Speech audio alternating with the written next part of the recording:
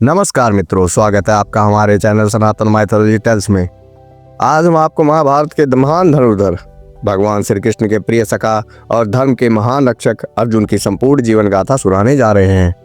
इस कहानी में अर्जुन के जन्म से लेकर उनके जीवन के संघर्ष, उनके पिछले जन्मों की कथा और महाभारत में उनकी महत्वपूर्ण भूमिका का विस्तार से वर्णन होगा। तो चलिए आरंभ करते हैं अर्जुन की दिव्य गाथा। अर्जुन का जन्म पांडवों में से तीसरे स्थान पर हुआ। उनकी माता कुंती और पिता पांडु थे। भगवान श्री कृष्ण ने गीता में कहा कि जब जब धर्म की हानि होती है और अधर्म बढ़ता है तब तब मैं पृथ्वी पर अवतार लेता हूँ। अर्जुन का जन्म भी धर्म के स्थापना और अधर्म के विनाश के लिए हुआ। जब राजा पांडु पर ऋषि किंदम का श्राप लगा कि वह किसी स्त्री से संबंध नहीं बना सकते, तब कुंती ने अपने वरदान से इंद्रदेव का आवाहन किया। इंद्र ने उन्हें वरदान स्वरूप अर्जुन को प्रदान किया। अर्जुन का जन्म वैशाख मास के शुक्ल पक्ष की पूर्णिमा को हुआ, जिसे अर्जुन जयंती के नाम से जाना जाता है। इंद्र के अंश से जन्मे अर्जुन को महाभारत में उनके अद्वितीय धनुर्विद्या, कौशल और पराक्रम के लिए जाना गया। उनकी शक्ति और क्षमता का उद्देश्य अधर्म का नाश और धर्म की स्थापना था। अर्जुन का पुनर्जन्म भी बहुत महत्वपूर्ण है। पुराणों के अनुसार अर्जुन पिछले जन्म में नर नामक एक ऋषि थे, जो नारायण के अनन्य भक्त थे। नर और नारायण ने मिलकर पृथ्वी से असुरों का नाश किया था। यह जोड़ी बाद में महाभारत में और अर्जुन और कृष्ण के रूप में अवतरित हुई। अर्जुन का बचपन हस्तिनापुर में बीता। गुरु द्रोणाचार्य ने उन्हें और अन्य पांडवों कौरवों को शिक्षा दी। अर्जुन बचपन से ही तेजस्वी, साहसी और अनुशासित थे।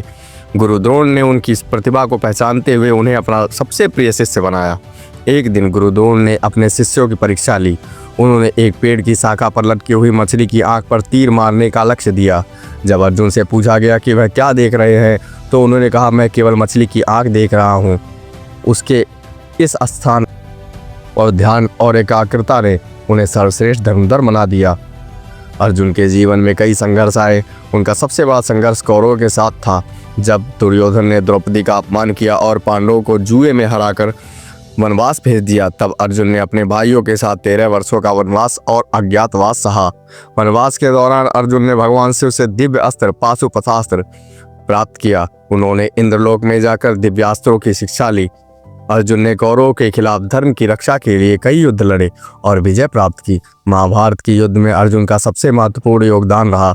युद्ध के आरंभ में जब अर्जुन ने अपने ही परिवार, गुरु और संबंधियों के खिलाफ युद्ध करने से मना कर दिया, तब भगवान श्री कृष्ण ने उन्हें गीता उपदेश दिया। यह उपदेश न केवल अर्जुन के लिए बल्कि पूरे संसार के लिए धर्म, कर्म और जीवन का मार्गदर्शन बना गया। भगवत गीता में अर्जुन को उनके कर्तव्य का बोध कराया गया। कृष्ण ने कहा, हे पार्थ, यह तुम्हारा धर्म है कि तुम अधर्म के खिलाफ लड़ो। अर्जुन ने कृष्ण के मार्गदर्शन में धर्म की रक्षा के लिए युद्ध किया और विजय प्राप्त की। महाभारत के युद्ध के बाद अर्जुन ने युधिष्ठिर के साथ मिलकर धर्मराज की स्थापना की। भगवान श्री कृष्ण के देह त्याग के बाद अर्जुन का आत्मविश्वास कमजोर पड़ गया और उन्होंने धीरे धीरे सांसारिक जीवन से मुक्ति की ओर कदम बढ़ाए। अर्जुन का जीवन हमें यह सिखाता है कि यदि हमारा लक्ष्य धर्म की स्थापना और अधर्म का विनाश है, तो हमें अपने मार्ग में आने वाली कठिनाइयों का सामना करना चाहिए। निष्ठा और साहस के साथ पूरी तरह सामना करना चाहिए। अर्जुन की गाथा हर युग में प्रेरणादायक है और धर्म की महत्ता को समझाने का संदेश देती है। मित्रों, अर्जुन की यह कथा यहीं समाप्त होती है।